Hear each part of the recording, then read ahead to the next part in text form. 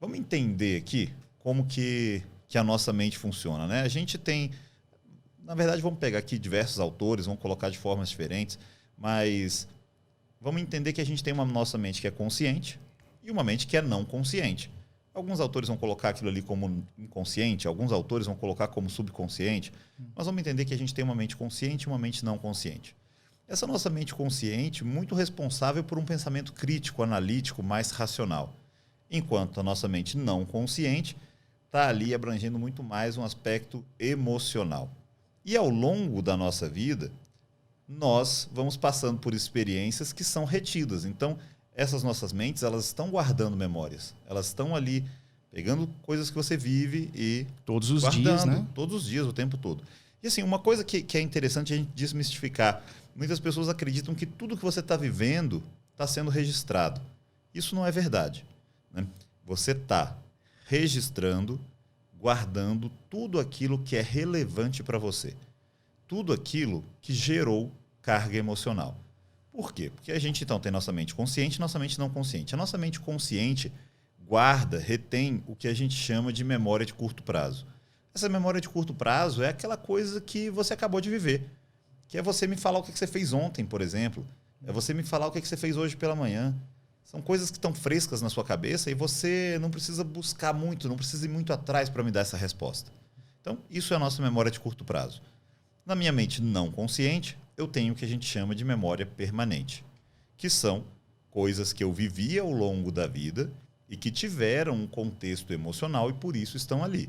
A gente falou agora, a nossa mente consciente está responsável por essa parte emocional. Então, toda a questão, toda a ação, qualquer evento que aconteceu que gerou alguma questão emocional está indo para ali e ficando guardadinho. Tá?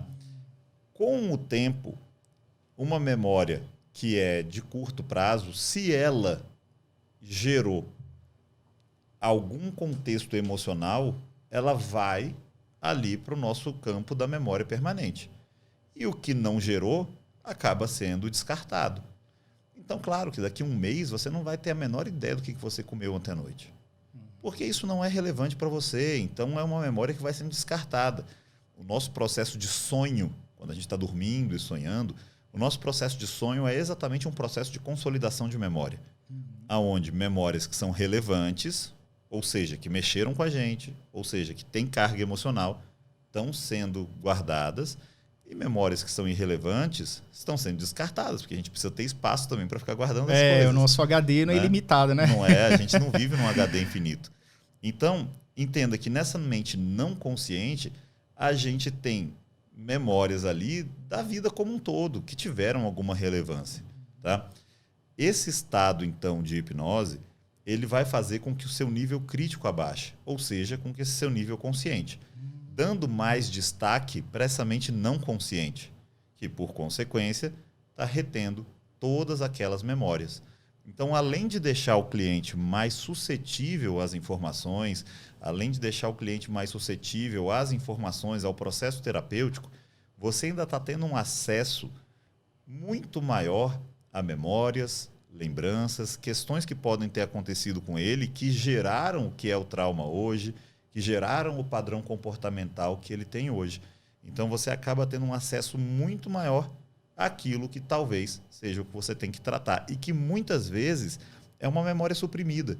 Muitas vezes é uma memória que ele não se lembra, é uma memória que ele não tem essa percepção clara, mas que está ali gerando influência e fazendo com que ele tenha um comportamento indesejado. Muitas vezes, e isso eu percebi até na terapia EMDR, tá? Uhum. Ela não é a hipnoterapia, mas ela tem muito com esse negócio do nosso das memórias que nos marcaram, né? E aí a gente retrabalha essas memórias. E por que eu tô trazendo isso? Muitas vezes, realmente, coisas do nosso passado a gente costuma lembrar bastante das coisas que foram muito negativas ou muito positivas, né? Então, sei lá, a primeira vez que a gente foi na Disney, uma coisa assim, a gente lembra com muito mais detalhe do que a segunda vez.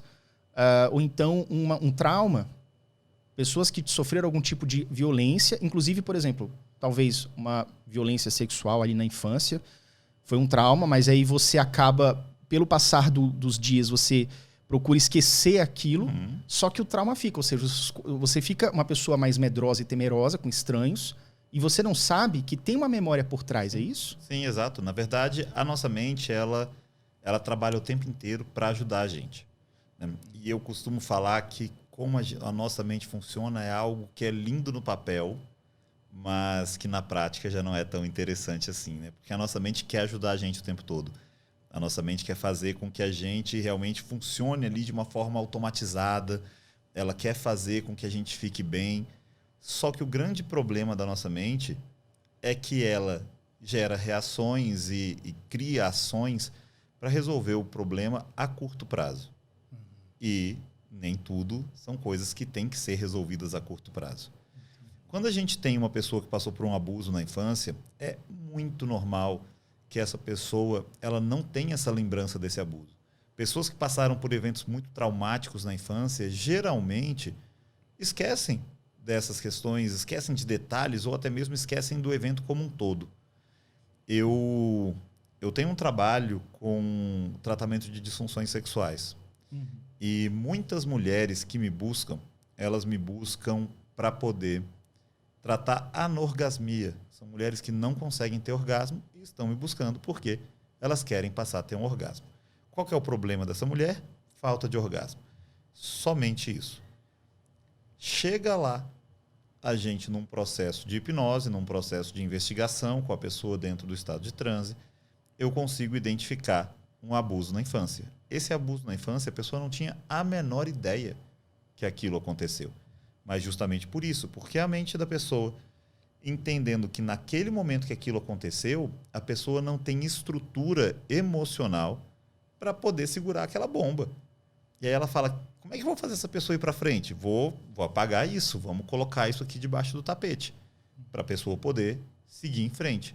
Então, essas memórias sendo suprimidas, é normal, isso acontece, é uma forma de proteção. Qual que é o grande problema?